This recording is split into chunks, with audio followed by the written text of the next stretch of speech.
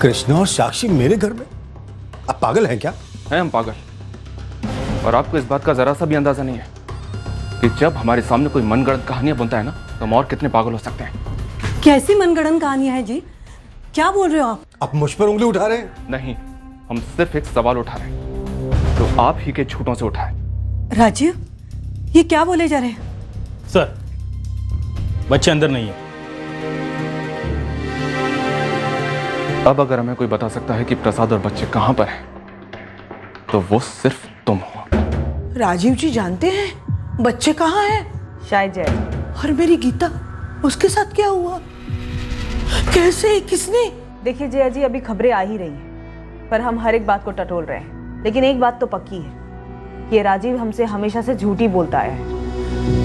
राजीव जी का इस सब से क्या ताल्लुक है? हम राजीव नायर को एलईपी लेकर आ रहे हैं। हमें पता चला है कि गीता और प्रसाद के बेलगाम छोड़ने की कुछ और ही वजह थी। क्या वजह सर?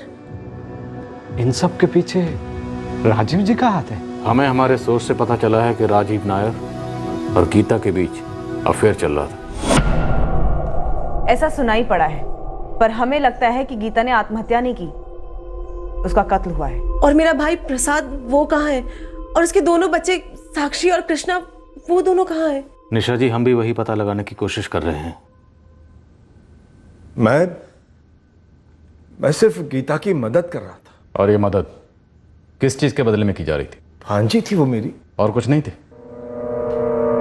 तुमने हमें बताया कि गीता नहीं चाहती थी कि उसके या प्रसाद की फैमिली में किसी को भी उनके हालात के बारे में कुछ भी पता चले। ऐसे ही था। ऐसा नहीं था, और इस बात का हमें शक नहीं बल्कि यकीन है कि गीता नहीं, तुम नहीं चाहते थे कि दोनों फैमिलीज में किसी को कुछ भी पता चले। तुम कुछ छुपा रहे। बोलो, प्रसाद कहाँ है? बच्चे कहाँ हैं? सीधे तरीके से बोलोगे या फिर हम अपना तरीका शुरू करें? देखिए, मैंने कोई झूठ नहीं बोला है। तुम शादी की डेकोरेशन करते हो ना? जी। हम यहां पर मुजरिमों की डेकोरेशन करते हैं, सर से लेकर पांव तक, नाखून से लेकर खाल तक। शंकर, जरा सेठ को हमारी डेकोरेशन का सैंपल दो। पूरा ऑर्डर हमें मिलना चाहिए। सर रुकिए सर। साहब, मैं राजीव अन्ना के यहाँ पे प्रसाद आने के काफ़ी पहले से था। जब प्रसाद आया तो मेरी और उसकी अच्छी जमी साहब।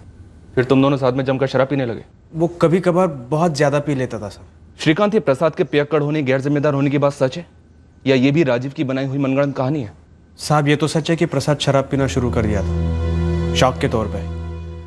उसके बाद उसको लत लग गई और वो काफ़ी तकलीफ में था। क्या हो जी गोगो? क्या हो गया? सोनी बेटू तो हाँ बेटा, क्या हो गया बेटू को? बेटू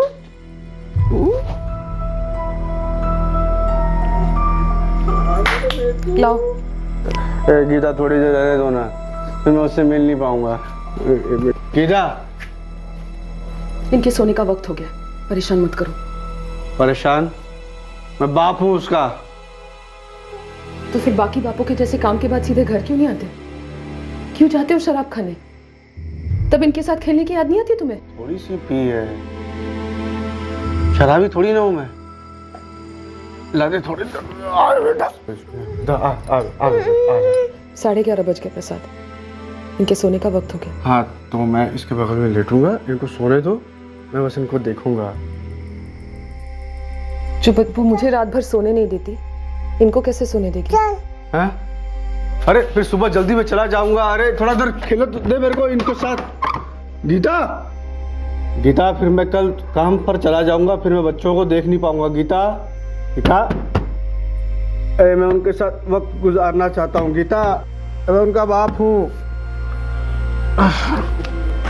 सर, 2 लाफे लगाती है, तिल में लग गया सर। कहता सब बता देगा। कभी कभी सोच के बहुत दुख होता है साहब। मैंने क्यों बताया प्रसाद को? राजीव और गीता के चक्कर के बारे में सबसे पहले तुम्हें पता चला? चक्कर के बारे में नहीं साहब, लेकिन ये पता चला कि राजीव अन्ना हम सबसे झूठ बोल रहे हैं। देख श्रीकांत, वो होंगे मेरे पत्नी के मौसा, लेकिन काम के वक्त वो तेरे और मेरे मालिक हैं, है ना? अब राजीव मौसा जाए 25 बार ऑर्डर लेने के लिए, उनकी मर्जी। हमारा काम है ऑर्डर पूरा करना। ठीक है, मैं समझा तेरी बात, लेकिन अब तू ही बता, राजीव अन्ना हर रोज निकलते ऑर्डर लेने, बिना चुके जाते हैं। इतने महीने हो गए, कितने ऑर्डर लेके आए अब तक? अरे श्रीकांत, साफ साफ बोलना क्या है। देख प्रसाद, मेरा एक दोस्त है, तेरे पड़ोस में रहता है। हाँ। उसने कुछ देखा है प्रसाद। क्या? देख, राजीव अन्ना हर रोज ऑर्डर लेने के बहाने निकलते जरूर है, लेकिन कहीं जाते वाते नहीं है। सीधे तुम्हारे घर में घुसते हैं। मेरे घर? हाँ, 2-3 घंटे वहीं पे रहते हैं। अपने ऑटो से जाते हैं, ड्राइवर शाम को लेकर जाते हैं। शाम ऑटो में बैठा रहता है और ऑटो तुम्हारे घर के बाहर लगी रहती है हर दोपहर। मौसा यार, मेरी पत्नी के पिता समान होते हैं। अफेयर था सर, कबूल करता हूं। गीता और मेरे संबंध थे। पहली बार जब रुको, हमारे पहली और दूसरी बात सुनने का मेरे पास वक्त नहीं है। ये बताओ कि प्रसाद और बच्चे कहाँ हैं? इस सब के बारे में मुझे सच में कुछ नहीं मालूम सर। इस प्रसाद के पीने को लेकर गीता हद से ज्यादा परेशान थी। मैंने बस उनकी मदद करने के लिए दखल दिया था, कोई गलत इरादा नहीं था। प्रसाद, क्यों शराब इतनी ज़रूरी है तुम्हारे लिए? माफ़ कर दीजिए मौसा जी, थोड़ा ज़्यादा हो गई है, कम कर दूंगा। तुम्हारा कम भी बहुत ज्यादा ही होता है प्रसाद, बंद करना पड़ेगा पूरी तरह से। गीता देखो प्रसाद, तुम काम में अच्छे हो, बीवी बच्चे हैं, घर है, सब है, फिर क्यों आग लगा रहे हो? मौसा जी, आज से छोड़ दी, वादा करता हूँ। ये रोज सुबह ऐसे ही वादा करता है, रोज सुबह। गीता देखो, मेरे सामने पहली बार वादा किया है ना उसने, एक मौका दो उसे, निभाएगा। प्रसाद, सीधे काम पे जाओ, कीर्ति का वाला ऑर्डर पूरा करके सीधे घर आना, बिना शराब पिए। और तुम चिंता मत करो, सब कुछ ठीक हो जाएगा। नहीं मौसा जी, नहीं, रत्ती भर का भी फर्क नहीं पड़ा है, अभी भी पीकर ही घर आता है। गीता बात सुनो, देखो आदमी है और आदमी को कभी कभी थोड़ी शराब की जरूरत पड़ती है। लेकिन प्रसाद के लिए कभी कभी तो रोज ही हो जाता है ना मौसा जी, और ये पीना रोज का रोज बढ़ता ही जा रहा है। चिंता मत करो, मैं आ रहूंगा। झूठी कस्में खाता है, बच्चों की, मेरी, भगवान की, सबकी खाता है। पीना एक बूंद कम नहीं होता। लेकिन तुम्हारी कोशिशें कम नहीं होनी चाहिए गीता। कब तक मौसा जी? ऐसे तो हम रास्ते पर आ जाएंगे। नहीं, ऐसा नहीं होगा गीता, मैं हूं ना,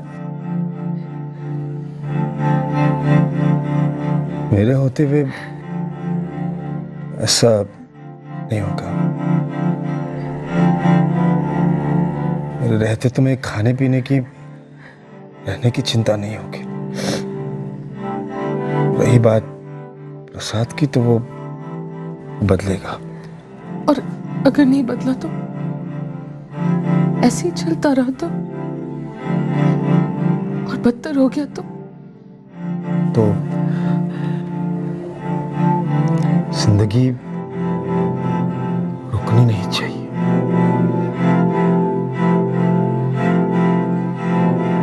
बस बातों बातों में हो गया सब। मैं बस सब कुछ ठीक करना चाह रहा था उनके बीच। कैसे? खुद उन दोनों के बीच आकर? प्रसाद और बच्चे कहाँ हैं? मुझे नहीं पता सच में सर।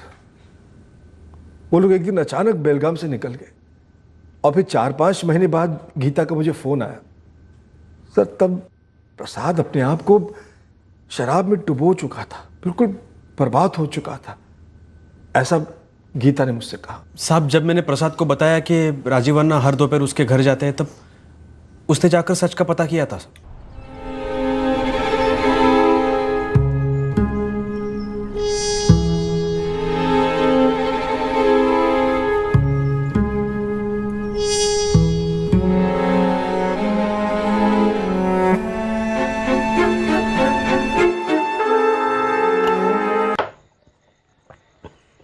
तूने सही कहा था।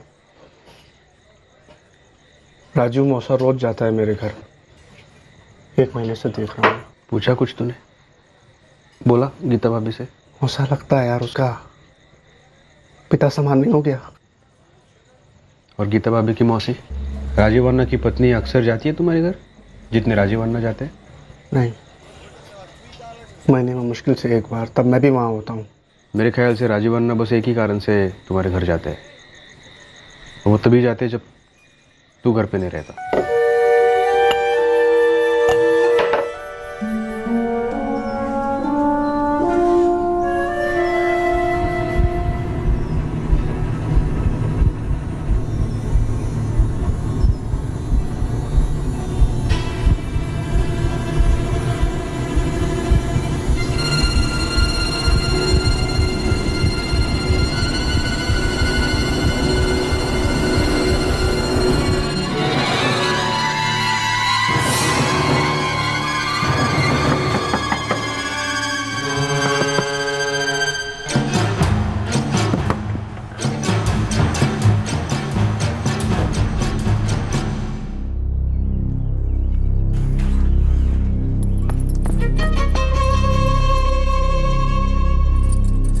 कौन था राजीव? अरे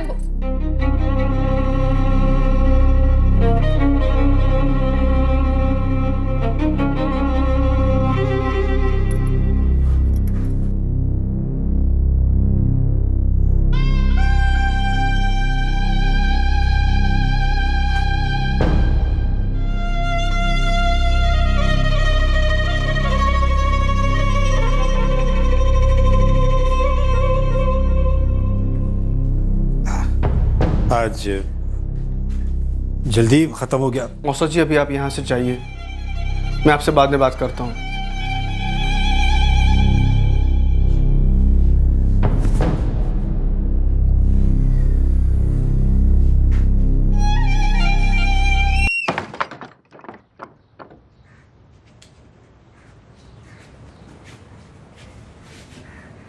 मौसा पिता समान होते हैं नहीं? और पति? पति क्या होता है प्रसाद? जो भी होता है पति, पर पीठ पीछे भी वो वही होता है। शराबी किसी का कुछ नहीं होता, सिर्फ शराब का होता है। कि तक घर की ऐसी कोई भी जिम्मेदारी रही है जो मैंने नहीं निभाई हो? जिम्मेदारी? जिम्मेदारी सिर्फ घर की तरफ होती है, घरवाली की तरफ कुछ नहीं। तुम्हें कभी कुछ बुरा भला कहा मैंने? कभी तुम पर हाथ उठाया? कुछ भला बुरा ना कहना या हाथ ना उठाना काफी नहीं होता प्रसाद, प्यार से छूना भी कुछ होता है।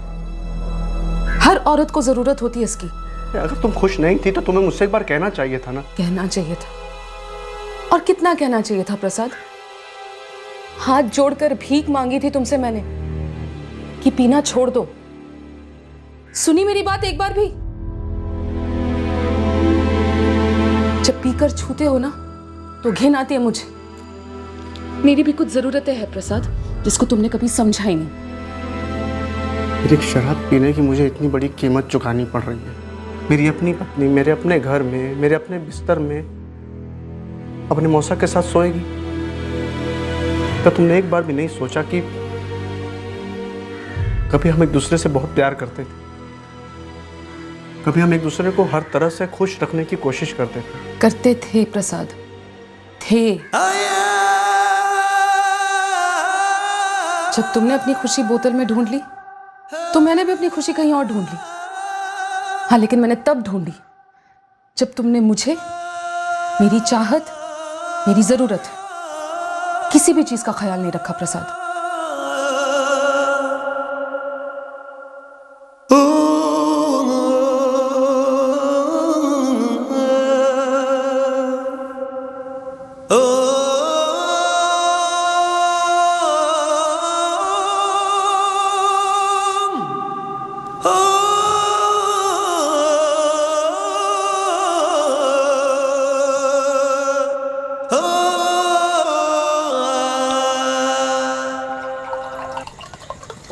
दो घोट मार ले,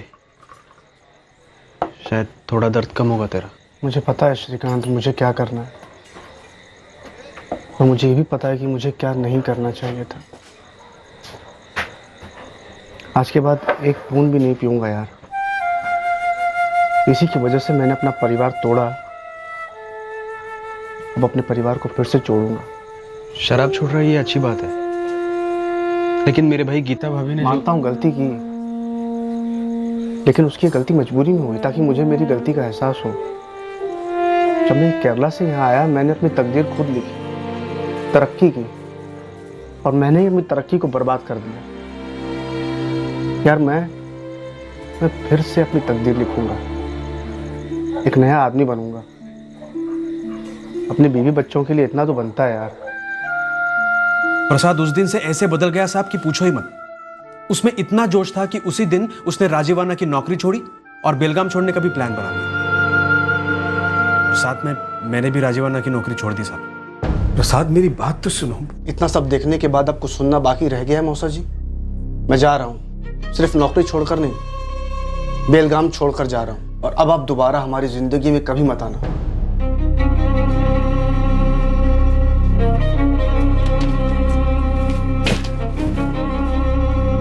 अन्ना, मैं भी जा रहा हूँ छोड़ के। अरे तुम क्यों? क्योंकि मैं ऐसे आदमी के यहाँ काम ही नहीं करना चाहता जो अपने मजदूरों की औरतों पर अपना हक समझता है। मैंने प्रसाद की आंखों में पछतावा देखा था साहब।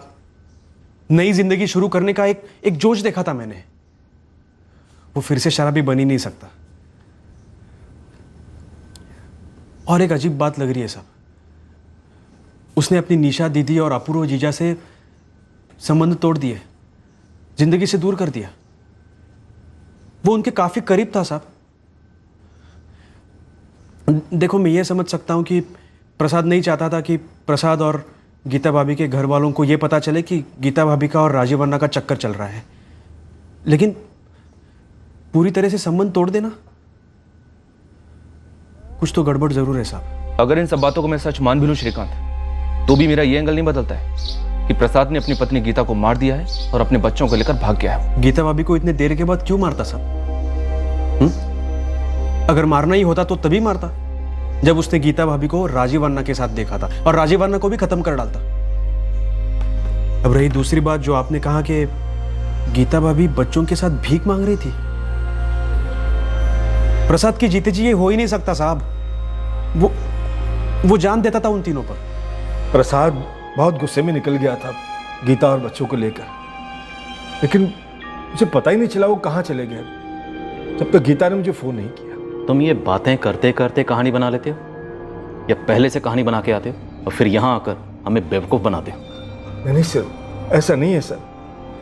मैं मानता हूँ कि मुझसे गलती हुई है, लेकिन इसके बावजूद मैं उनकी मदद करने से पीछे नहीं हटा सर। मुझे तो पता ही नहीं था कि प्रसाद गीता और बच्चों को इतनी बुरी हालत में छोड़ कर गया था। तो प्रसाद वो कैसे बना जो वो था ही नहीं?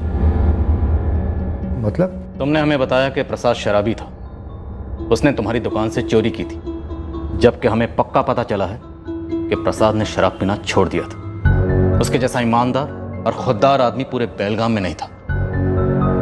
फिर भी इतना झूठ।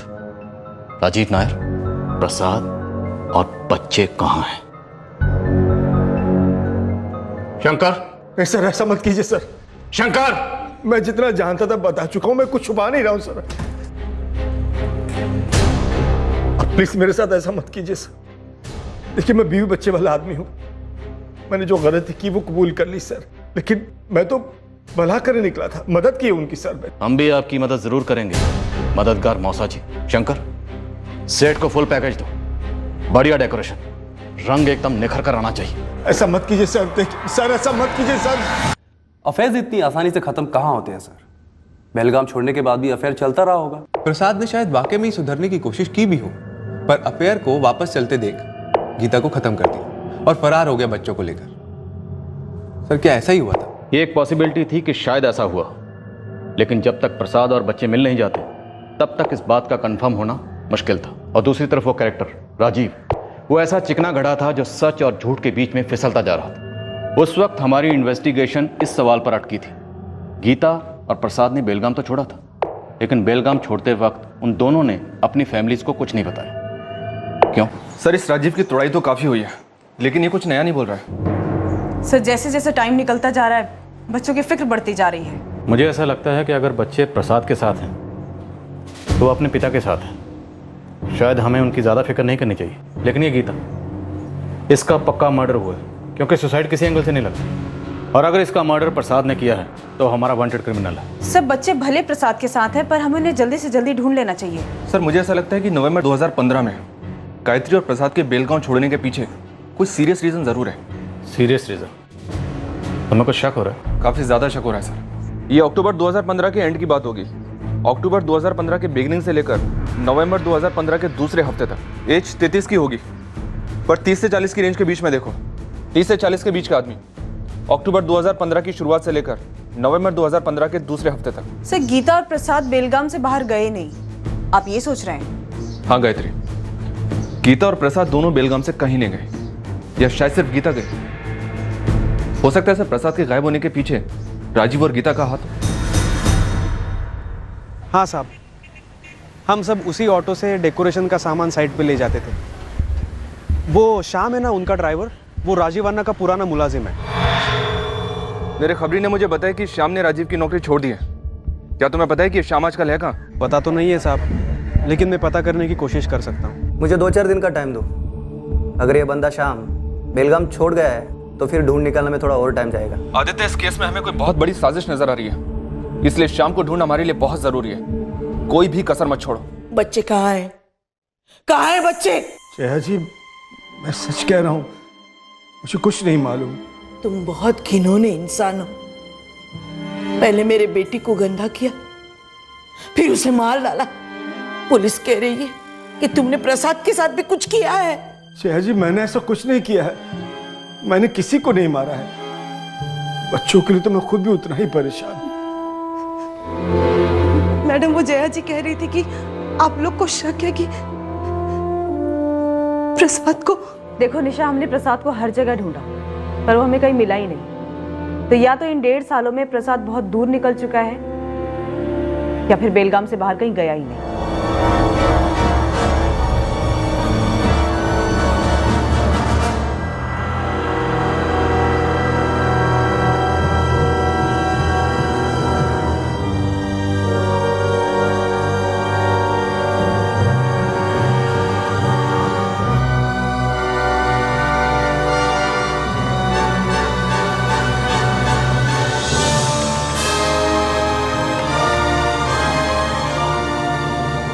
नवंबर 2015 हमें खोपड़ी और कुछ हड्डियां मिली थी जो किसी मेल की थी, और बोन टेस्टिंग से पता चला कि एज 32 और 38 के बीच की होगी। कुछ मजदूर नंदपुरम इलाके के जंगलों में थे, वहां से उन्होंने फोन किया था।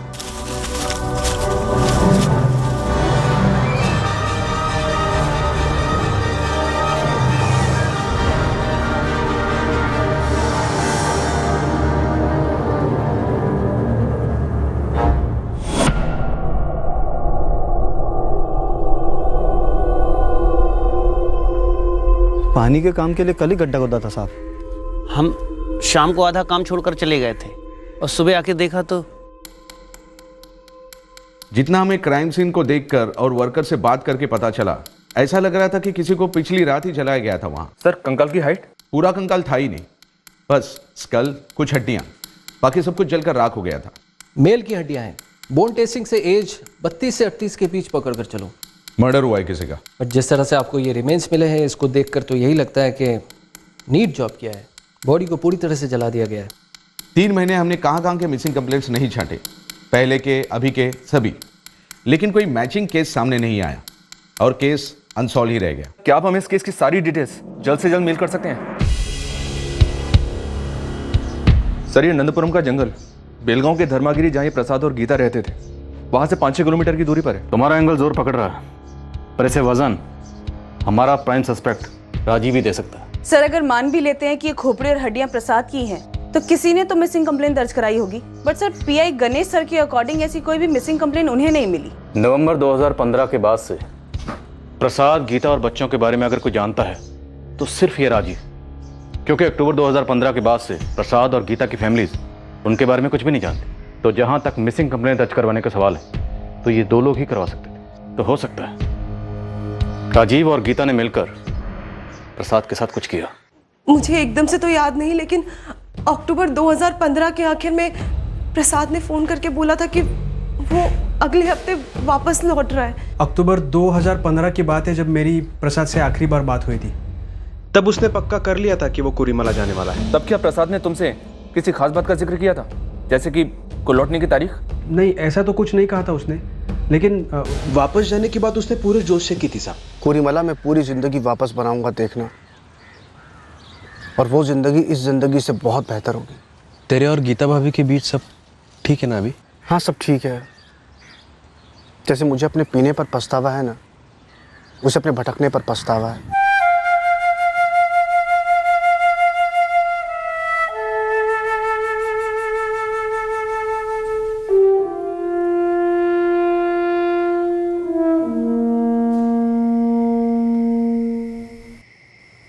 गीता, हम दोनों ने गलतियां की हैं और उन गलतियों से हमने बहुत कुछ सीखा भी है।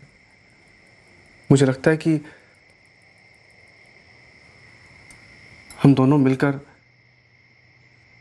पहले से एक बेहतर जिंदगी बना पाएंगे। अगर पहले जैसा भी हो जाए, जब हम मिले थे तो बहुत है। और हाँ, मैं तुमसे माफी मांगना चाहती हूँ। जो मैंने किया वो बहुत गलत किया।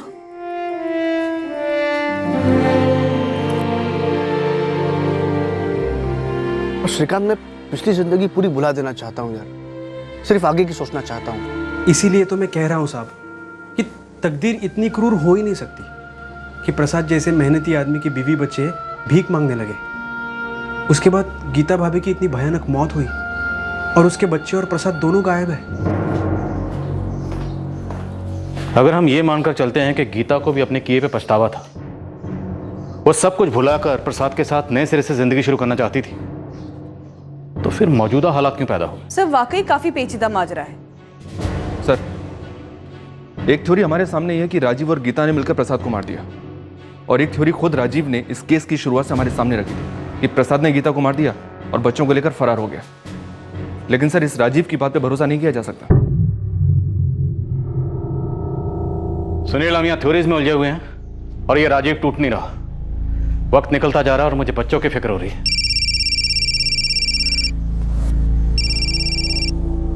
बोला देते। हाँ साहब, राजू के साथ पहले काम करने वाले ऑटो ड्राइवर शाम का पता चल गया। यही बेलगाम में रिक्शा चलाता है। साहब, मुझे क्यों उठाकर लाए हैं? मैंने क्या किया है? तो राजीव नायर के यहाँ काम करता था? हाँ साहब। राजीव नायर के रिश्तेदार प्रसाद और गीता को जानता है? हाँ साहब। गीता का मर्डर हुआ है LFP में, और प्रसाद और बच्चे गायब है। ये मुझे नहीं मालूम साहब, मैंने कुछ नहीं किया है। हमारा शक है तुम्हारे मालिक राजीव का इसमें हाथ है। मैंने तो उनका काम बहुत पहले छोड़ दिया साहब। कब छोड़ा काम? यही नवंबर 2015 की शुरुआत में। क्यों छोड़ा? साहब, सच कहूँ तो मुझे उनका काम जमता नहीं था। उस दौरान ज़्यादातर दोपहर को गीता के घर मुझे लेके जाया करते थे। वहाँ मैं घर के बाहर रिक्शा में घंटों बैठा रहता था, और फिर एक रात राजीव अन्ना का मुझे फ़ोन आया। शाम कहाँ हो तुम? घर पर हूँ। एक काम करो, जल्दी से धर्मागिरी आ जाओ, एक काम है। अभी कैसे आऊँ? बोला ना अभी आओ, अर्जेंट है, फटाफट धर्मागिरी में। वो नहीं माने साहब, उन्होंने वहाँ मेरी रिक्शा ले ली और मुझे घर जाने के लिए बोला। किस काम के लिए राजू ने तुझसे रिक्शा मांगी? मुझे नहीं मालूम साहब। सिर्फ तुझे एक बार पैदल जाना पड़ा कर, इसके लिए तूने उसका काम छोड़ दिया? ये बात नहीं है, वो उसके बाद बहुत चिड़चिड़े होने लगे थे। उनके साथ काम करना बहुत मुश्किल हो रहा था साहब, इसलिए मैंने उनका काम छोड़ दिया। Sir, auto driver Shyam Chinnappa ने बेलगाम पुलिस से कहा है कि इस राजीव ने नवंबर 2015 की रात उससे ऑटो लिया था, और नवंबर 2015 में ही नंदपुरम पुलिस को वो स्कल और बोन्स मिले थे। 3 नवंबर 2015 टू बी स्पेसिफिक। और जिस जंगल लोकेशन से उनको ये मिला था वो प्रसाद और गीता के घर से सिर्फ 5-6 किलोमीटर की दूरी पर है सर। अब एक थ्योरी बना सकते हैं। मान लेते हैं कि राजीव ने प्रसाद को मार दिया। अब प्रसाद की बॉडी को ठिकाने लगाने के लिए उसे ट्रांसपोर्ट की जरूरत पड़ी होगी, तो उसने श्याम से ऑटो लिया और श्याम को वहीं से लौट जाने के लिए कहा। चलो, मैंने सब बता दिया है, अब और क्या बुलवाओगे? सच। बेलगाम पुलिस ने तुम्हारे ड्राइवर श्याम को उठाया। श्याम ने पुलिस को बताया कि नवंबर 2015 की एक रात को तुमने उससे उसकी रिक्शा ली और उसे जाने के लिए कहा। उसी रात तुम प्रसाद को नंदपुरम के जंगलों में लेकर गए 2 नवंबर 2015 की रात को। वहां ले जाकर तुमने प्रसाद का कत्ल किया और उसके बाद उसकी लाश को जला दिया। इतनी हैरानी से मत देखो, प्रसाद की हड्डियां और खोपड़ी संभाल कर रखी गई। अब तुम्हारी कहानी खत्म। अब सब समझ में आ गया। पहले तुमने प्रसाद को मारा, फिर गीता को मारा और फिर शायद दोनों बच्चों को भी। नहीं सर, बच्चों को मैंने नहीं मारा सर। हाँ, प्रसाद को मैंने मारा है। 2 नवंबर 2015 की रात को। हाँ सर, मैं प्रसाद को नहीं मारना चाहता था सर, लेकिन गीता पीछे पड़ गई थी। गीता, हमारे बीच जो कुछ हुआ वो हो गया, उसका कोई भविष्य नहीं है, ठीक है? पल्ला झाड़ने की कोशिश कर रहे हैं आप। और कुछ हो ही नहीं सकता गीता। मेरी तरफ से जो कुछ था सब खत्म हो गया है। वाह, जब चाह शुरू कर दिया, जब चाह खत्म कर दिया। आपको याद है आपने मुझसे क्या कहा था? मेरे लिए आप प्रसाद से कहीं ज्यादा मायने रखते हैं। वो मैं महसूस करता हूं गीता। मुझे प्रसाद अब मेरी जिंदगी में और नहीं चाहिए। मेरी अब समझ में आ रहा है जो अम्मा ने मुझसे शादी के वक्त कहा था, ये प्यार नहीं, आकर्षण था बस। जिंदगी को जीते जीते ही हम सीखते हैं गीता। वक्त लगता है सच को समझने में। आपकी जिंदगी का ऐसा कौन सा सच है? मेरी पत्नी राधा, उसके प्रति मैं जिम्मेदारी तो महसूस करता हूं, पर प्यार नहीं जो मुझे तुमसे मिलता है। और मुझे जो आपसे मिलता है, क्या वो भी प्यार है? बहुत है, जिंदगी भर के लिए। ये जिंदगी भर का प्यार वगैरह ये सब क्या था? सिर्फ मेरे बदन का इस्तेमाल करने के लिए? हम दोनों ने एक दूसरे को तन मन से बहुत खुशी दी, सब कुछ अच्छा था, लेकिन अब नहीं। अब प्रसाद ने पीना छोड़ दिया है, वो अपनी जिंदगी दोबारा से बनाना चाहता है। तो बच्चे हैं तुम लोगों के। अब वो बिल्कुल सही कर रहा है। जो कुरीमाला वापस लौटा है तुम सबके साथ। मैं कहीं नहीं जा रही हूँ, मैं यहीं रहूंगी, आपके करीब, आपके पास, आपके साथ। मैंने कई बार समझाया उसे किसी तरह करो, जाओ प्रसाद के साथ, लेकिन वो सुनी नहीं रही थी। तुम उसे तलाक क्यों नहीं ले लेती? क्या डर है? बच्चे छीन लेगा तुमसे? हाँ, यही डर है। फिर मैं तुम्हारी मदद कैसे करूं गीता? मुझे मदद नहीं, प्यार चाहिए आपका, और वो भी पूरा। जो मुमकिन नहीं है। तुम प्रसाद के साथ कुरीमाला जाओ गीता, हमारा रिश्ता और नहीं चल सकता। और प्रसाद हमारे बीच में नहीं रहा तो? तब भी नहीं। ये कैसे मुमकिन है बिना तलाक के? प्रसाद मर सकता है ना, मार डालते हैं उसे। आप पता कीजिए कैसे किया जा सकता है, फिर वो हमारे बीच में नहीं रहेगा।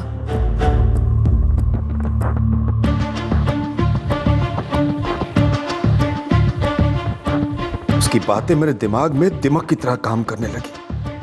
मैं उसी की तरह सोचने लगा, उसके लिए सोचने लगा। प्रसाद,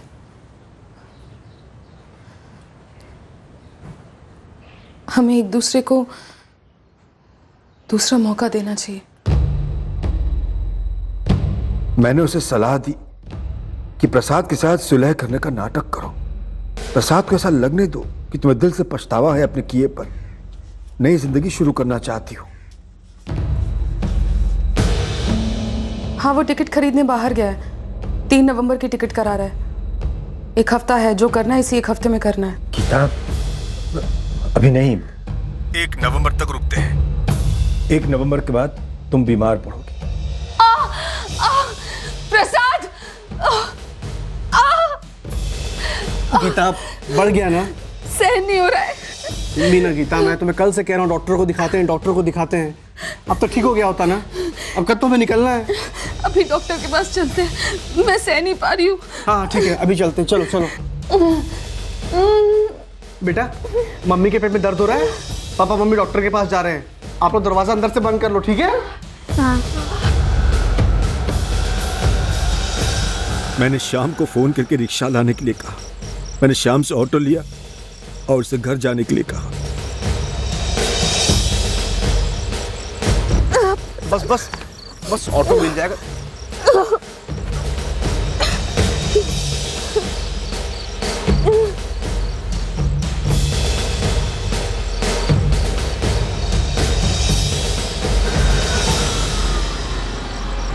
भाई मेरी पत्नी की तबीयत बहुत खराब है, हमें नंदीपुरम गांव छोड़ दो डॉक्टर के पास।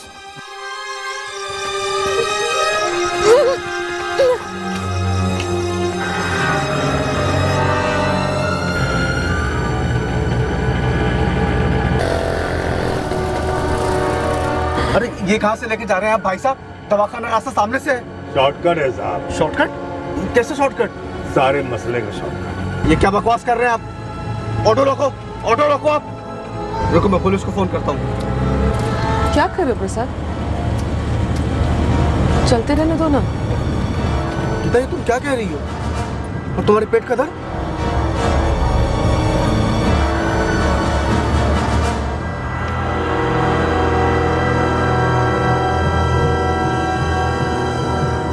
ये क्या कर रही हो गीता? और तुम्हारे पेट का दर्द एक नाटक था?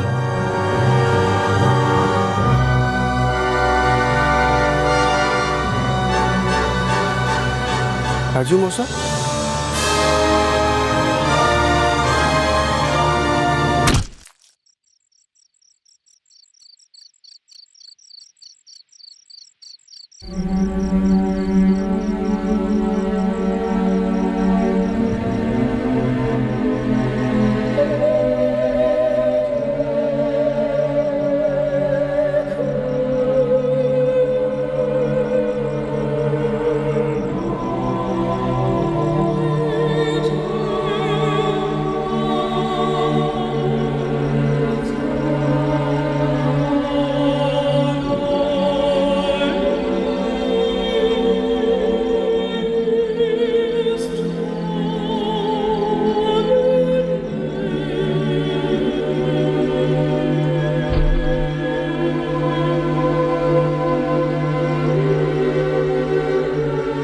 आपने कहा था इसे जलाएंगे,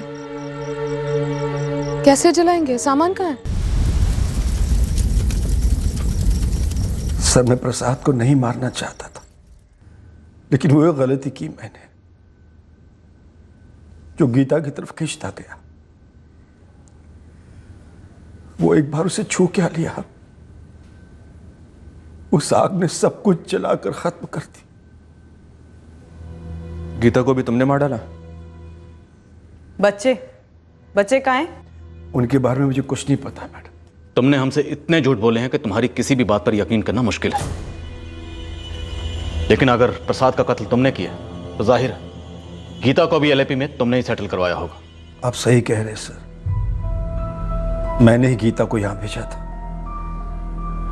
मुझे विष्णु चंद्रन का कांटेक्ट मिला, जिसके पास एक घर था किराए पर देने की।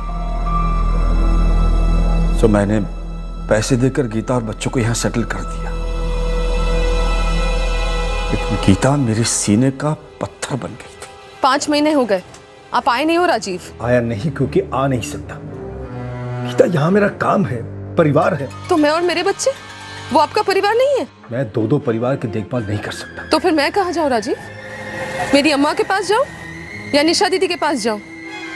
अब उनको तो सब सच बताना पड़ेगा ना, फिर सबके लिए बुरा होगा। साक्षी बेटा, ये तुम्हारे लिए। कृष्णा, ये तुम्हारे लिए।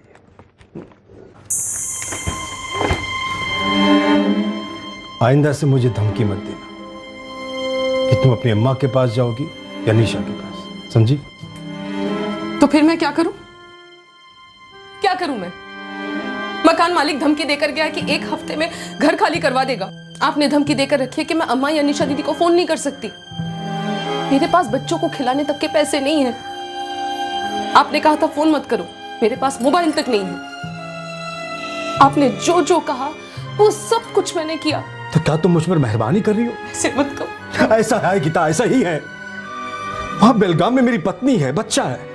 मेरे कंधे पे हाथ क्यों रखा था? मैंने तो सिर्फ कंधे पे हाथ रखा था, तुम तो गले पड़ गई।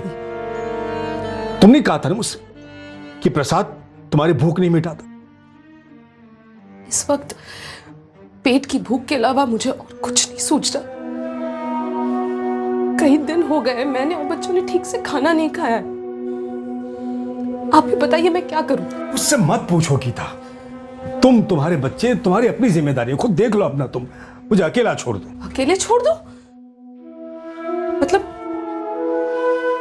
आप हमें छोड़ रहे हैं?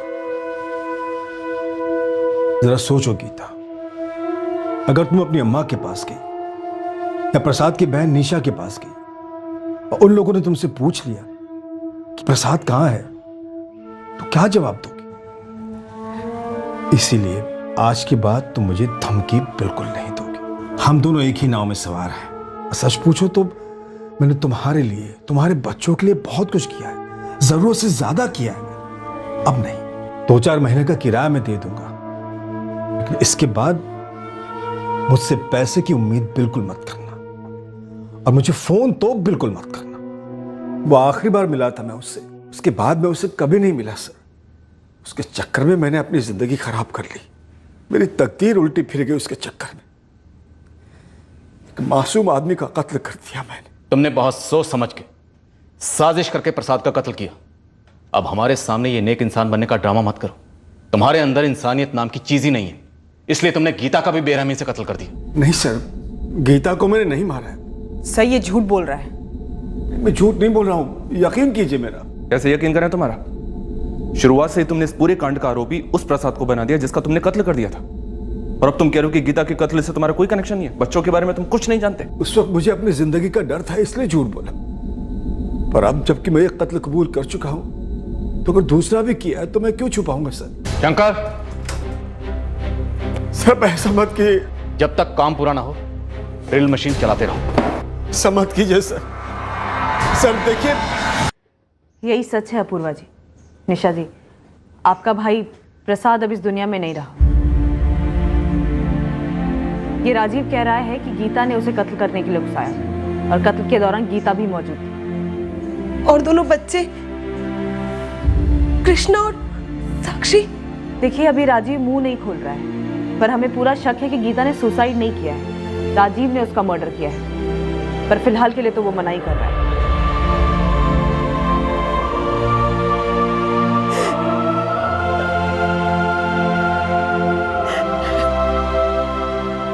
सर, ये राजीव तो वहीं का वहीं अटका है, और बच्चों के बारे में कुछ पता नहीं चल रहा है। सर मैं इस एंगल के बारे में सोचना नहीं चाहती, बट क्या ये वाकई इम्पॉसिबल है कि राजीव के हाथ खड़े कर लेने की वजह से गीता को भीख मांगने पे उतरना पड़ा, और जब सब सहा नहीं गया तो उसने सुसाइड कर ली? हम चाहें तो इस केस को क्लोज कर सकते हैं। राजीव नायर पर चार्जशीट फाइल करके प्रसाद के मर्डर की और गीता की मौत को सुसाइड करार दे सकते हैं, पर हमारे पास सुसाइड के कोई ठोस सबूत नहीं, और ना ही इस बात का कोई क्लू है कि वो दोनों बच्चे कहाँ हैं और उनके साथ क्या हुआ। एक प्रॉब्लम ये भी है सर कि राजीव झूठ बड़ी सफाई के साथ बोलता है, बहुत चालाकी के साथ बोलता है। इसकी बात पे यकीन करना काफी मुश्किल है। कुछ भी हो, हमें इस केस में आगे बढ़ना है। हमें उन दोनों बच्चों को ढूंढना है, और वो भी जिंदा।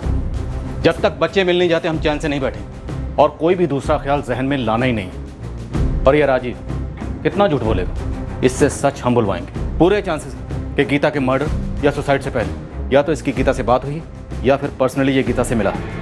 ये राजीव जानता है, ये जानता है, पक्का जानता है कि दोनों बच्चे कहाँ हैं।